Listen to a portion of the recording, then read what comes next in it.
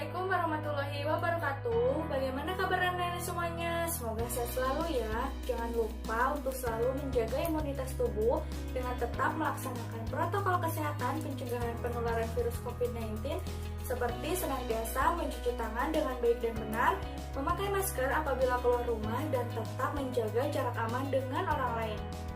Perkenalkan, Ibu Ella Komalasari, mahasiswi jurusan Pendidikan Geografi Unsil yang sedang melaksanakan PLP di SMA Negeri 5 Tasikmalaya. Untuk pertemuan kali ini, Ibu akan menyampaikan materi kelas 11 di semester ganjil. Namun, sebelum memulai kegiatan, alangkah baiknya kita berdoa terlebih dahulu agar senantiasa diberikan kemudahan dan keberkahan dalam mencari ilmu. Berdoa sesuai kepercayaan masing-masing, dipersilahkan.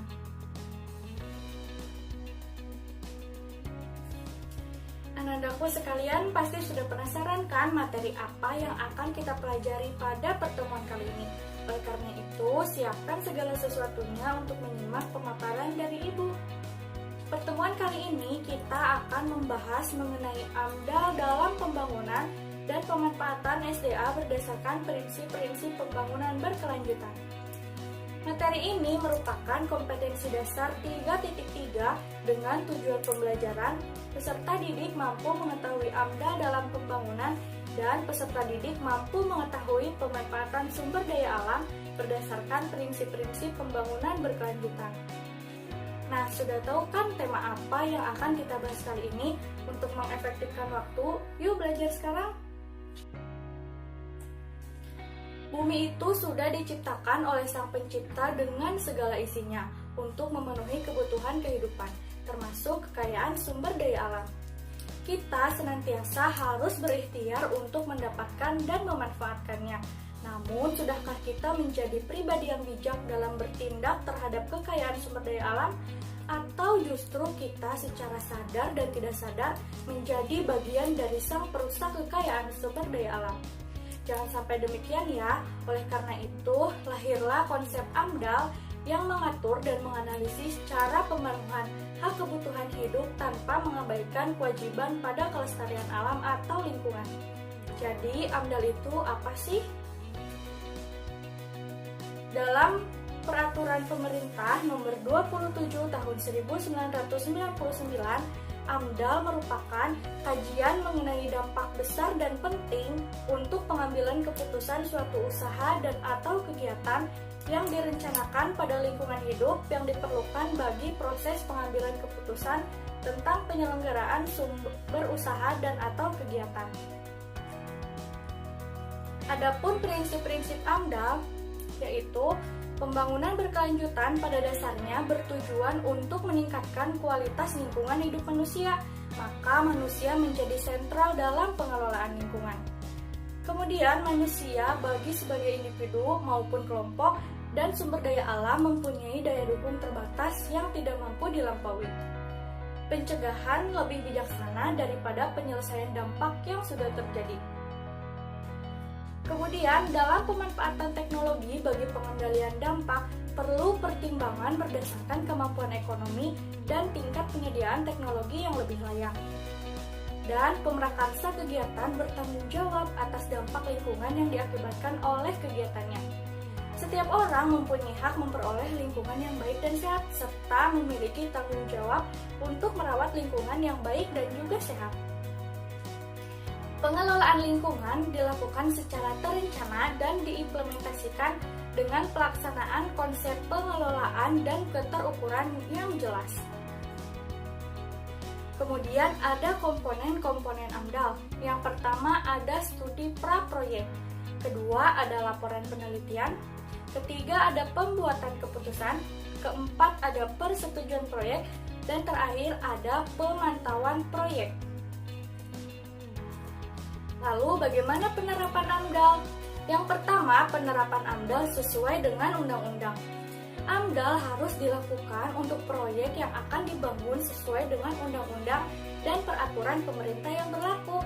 Cara ini memaksa pemilik proyek yang kurang memperhatikan kualitas lingkungan atau pemilik proyek yang hanya mementingkan keuntungan proyeknya yang besar, mungkin tanpa menghiraukan dampak samping yang timbul dari kegiatan yang dilakukannya. Kedua, penerapan AMDAL untuk menjaga kualitas lingkungan. AMDAL harus dilakukan agar kualitas lingkungan tidak rusak karena adanya proyek-proyek pembangunan. Cara kedua ini merupakan cara yang paling ideal, tetapi kesadaran mengenai masalah ini tidak mudah ditanamkan pada setiap orang, terutama pada pemrakarsa proyek. Selanjutnya ada peranan AMDAL dalam pengelolaan lingkungan. Untuk menghindari dampak lingkungan yang tidak bisa ditoleransi, maka perlu dipersiapkan perencanaan pengendalian dampak negatif yang akan terjadi dengan cara melakukan perkiraan dampak lingkungan.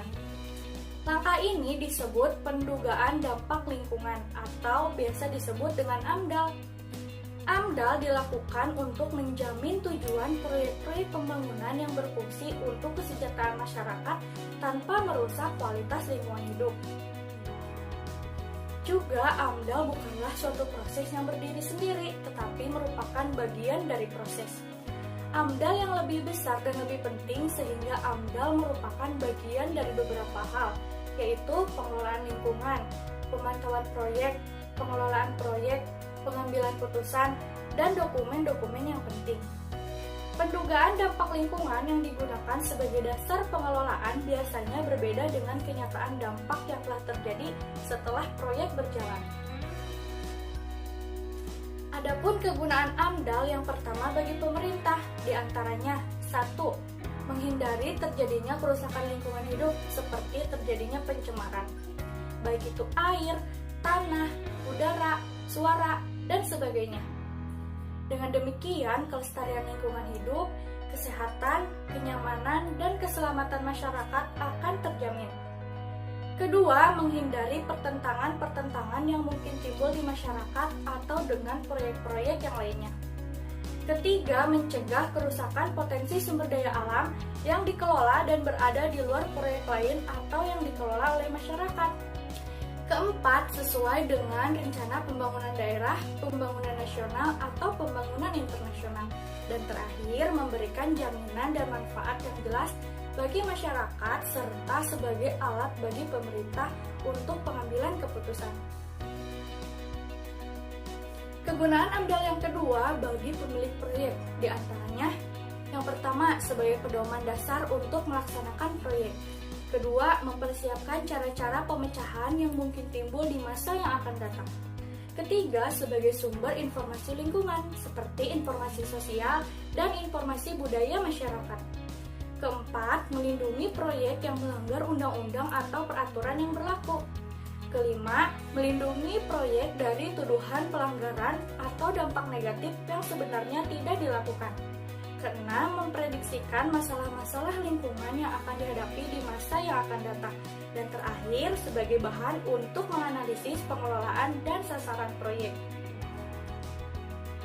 Kegunaan ketiga ada bagi pemilik modal. Di antaranya, yang pertama, menentukan prioritas peminjaman sesuai dengan tujuannya. Kedua, melakukan pengaturan modal dan promosi dari berbagai sumber pemilik modal. Ketiga, menghindari upaya peniruan proyek-proyek yang tidak diperlukan. Keempat, memberikan jaminan bahwa modal yang dipinjamkan betul-betul ada proyek yang dapat mencapai tujuan dari misi bank dalam membantu pembangunan atau pemilik modal yang memberi pinjaman. Dan terakhir, untuk bisa memberikan jaminan bahwa modal yang dipinjamkan bisa dibayar kembali oleh proyek tepat pada waktunya sehingga modal tidak hilang. Kegunaan yang keempat ada bagi masyarakat. Di antaranya, yang pertama turut serta dalam pembangunan di daerah sejak awal, terutama dalam memberikan informasi ataupun ikut langsung di dalam membangun dan menjalankan proyek. Kedua, mengetahui rencana pembangunan di daerahnya sehingga bisa menyesuaikan diri. Ketiga, mengetahui perubahan lingkungan sesudah proyek dibangun sehingga memberikan manfaat bagi masyarakat. Keempat, memahami permasalahan mengenai proyek secara jelas sehingga bisa terhindar dari kesalahpahaman serta bisa menjalin kerjasama yang saling menguntungkan. Dan terakhir, mengetahui hak dan kewajiban dalam menjaga dan mengelola kualitas lingkungan. Kegunaan AMDAL yang kelima adalah bagi peneliti atau bagi para ilmuwan. Yang pertama, untuk analisis kemajuan dan ilmu pengetahuan. Kedua, untuk mendukung kegiatan penelitian. Ketiga, meningkatkan keterampilan dalam penelitian dan peningkatan pengetahuan. Nah, adapun pemanfaatan sumber daya alam dengan prinsip-prinsip pembangunan berkelanjutan. Ada beberapa hal yang dapat dilakukan dalam pemanfaatan sumber daya alam berdasarkan prinsip-prinsip pembangunan berkelanjutan agar tetap terjaga kelestariannya. Di antaranya, menurut PBB tahun 1987, pembangunan berkelanjutan adalah proses pembangunan baik lahan, kota, bisnis, masyarakat, dan sebagainya yang berprinsip memenuhi kebutuhan sekarang tanpa mengorbankan kebutuhan masa yang akan datang atau generasi masa depan. Kekayaan sumber daya alam dan kelestarian lingkungan tentunya hanyalah titipan yang harus kita wariskan kepada anak cucu kita di masa depan. Jadi, dalam pembangunan, prinsip-prinsip berkelanjutan ini sangatlah penting. Komponen penting dalam pembangunan berkelanjutan diantaranya ada 3, yaitu komponen pertumbuhan ekonomi, komponen keberlanjutan lingkungan, dan komponen keberlanjutan sosial, di mana ketiganya saling berkaitan satu sama lain. Adapun cara-cara yang dapat dilakukan untuk pemanfaatan sumber daya alam berdasarkan prinsip-prinsip berwawasan lingkungan dan berkesinambungan, yang pertama adalah upaya penghijauan atau reboisasi. Kedua, bisa mengupayakan pembuatan sengkedan pada sistem pertanian, misalnya area pesawahan. Ketiga, pengembangan das atau daerah aliran sungai. Keempat, pengelolaan air limbah. Dan terakhir, penertiban pembuangan sampah. Dan juga potensi pemanfaatan sumber daya alam berdasarkan prinsip daur ulang. Di antaranya ada 3. Yang pertama yaitu prinsip mengurangi, artinya kita harus mengurangi penggunaan sampah-sampah yang berpotensi akan merusak dan mencemari lingkungan hidup. Kedua, prinsip memakai kembali, yakni kita memanfaatkan kembali atau memakai kembali dari barang-barang yang sebelumnya sudah kita pakai untuk mengurangi sampah yang dapat mencemari lingkungan. Dan ketiga, prinsip daur ulang, yakni kita mampu mendaur ulang dari sisa-sisa sampah yang masih memiliki nilai guna daripada harus dibuang agar tidak mencemari lingkungan. Prinsip-prinsip berwawasan lingkungan dan berkesinambungan. Pemanfaatan sumber daya energi menjadi alternatif. Yang pertama, pemanfaatan energi surya atau energi matahari. Indonesia adalah negara tropis di mana matahari selalu bersinar secara terus-menerus sepanjang tahun tanpa terganggu musim. Hal ini menjadikan Indonesia memiliki potensi tenaga surya yang besar untuk dimanfaatkan sebagai sumber tenaga utama. Kedua, pemanfaatan energi panas bumi. Definisi panas bumi dalam Undang-Undang Nomor 27 Tahun 2003 adalah sumber energi panas yang terkandung di dalam air panas, uap air, dan batuan bersama mineral, hutan, dan gas lainnya yang secara genetik semuanya tidak dapat dipisahkan dalam suatu sistem panas bumi, dan untuk pemanfaatannya diperlukan proses penambangan. Ketiga, ada pemanfaatan energi air.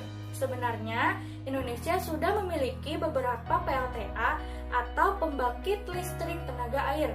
Beberapa bahkan sudah ada loh sejak zaman kolonial, tetapi memang pemanfaatannya belum maksimal. PLTA memanfaatkan tenaga aliran air untuk memutar turbin. Turbin yang berputar akan menghasilkan energi listrik.